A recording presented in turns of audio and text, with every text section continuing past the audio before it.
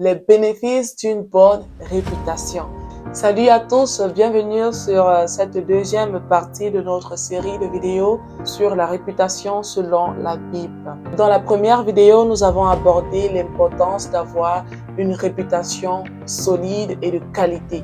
Nous avons aussi partagé comment est-ce que nous pouvons en prendre soin. D'ailleurs, si tu n'as pas encore regardé la première vidéo, je te laisse le lien ici en description. Comme ça, tu as la possibilité de la regarder facilement.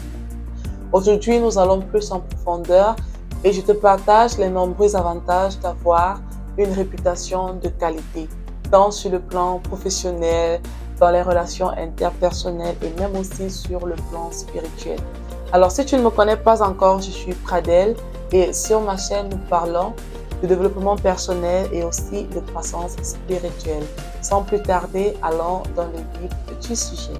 Les bénéfices d'une réputation irréprochable sont inestimables. Alors, premièrement, une bonne réputation va attirer à toi des personnes de qualité. Pour illustrer mes propos, je me rends dans la Bible dans 1 Roi 10, verset 1.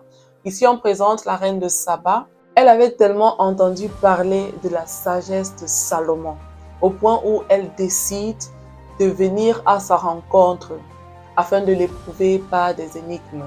Éprouver ici par des énigmes n'a pas une connotation négative. Au contraire, elle voulait confirmer toutes les bonnes choses qu'elle avait entendues au sujet de Salomon. Et elle a été époustouflée par les réponses remplies de sagesse et d'intelligence qu'elle recevait de Salomon. Alors, vous voyez à quel point votre réputation peut attirer à vous des bonnes connexions. Sur le plan professionnel, par exemple, lorsque vous avez votre business, cela peut attirer à vous une bonne clientèle et ainsi de suite. Alors, un autre point, c'est qu'une bonne réputation vous précède et vous ouvre des portes. C'est-à-dire qu'il y a des bénédictions dont tu bénéficieras à cause de ce que les gens ont eu à entendre de toi. Vous allez voir, par exemple, il y a des personnes dans votre entourage, pour eux, les choses arrivent facilement. Ils arrivent quelque part à cause de leur nom ou de ce qu'on a déjà eu à entendre d'eux. Ils reçoivent certains privilèges que les autres n'ont pas pu recevoir. Romains 16, versets 1 à 2, on y lit. Je vous recommande Phobé, notre sœur, ministre de l'église de Saint-Cré. Accueillez-la dans le Seigneur d'une manière digne des saints. Aidez-la en toute affaire où elle aurait besoin de vous. Écoutez bien ce qu'on énumère ici comme raison, car elle a été une protectrice pour bien des gens et pour moi-même. Quand je vous dis que la Bible, c'est le meilleur livre en développement personnel. En fait, cet exemple illustre exactement ce point que je viens d'énumérer avec vous. Vous voyez, à cause de ce qu'on sait d'elle, elle arrive dans un endroit et on demande de la recevoir d'une manière digne des saints et de lui offrir de l'aide en toutes choses dont elle aura besoin à cause de ce qu'elle a fait et de ce qu'on a entendu d'elle. Un autre point, c'est qu'une bonne réputation te donne accès à des promotions et à plus de responsabilités. C'est-à-dire que tu auras à toucher certains postes et t'asseoir sur certaines chaises où beaucoup d'autres personnes ont des difficultés à y accéder à cause de ta bonne réputation. Néhémie chapitre 13, verset 13, on y lit. Je donnais l'ordre de placer ces réserves sous la garde du prêtre Chélémia, du scribe Sadoc et de Pédaïa, l'un des Lévites, avec à côté de Hanan, fils de Zakour, fils de Matania. Écoutez, il y a toujours une raison, car ils étaient considérés comme des hommes fidèles.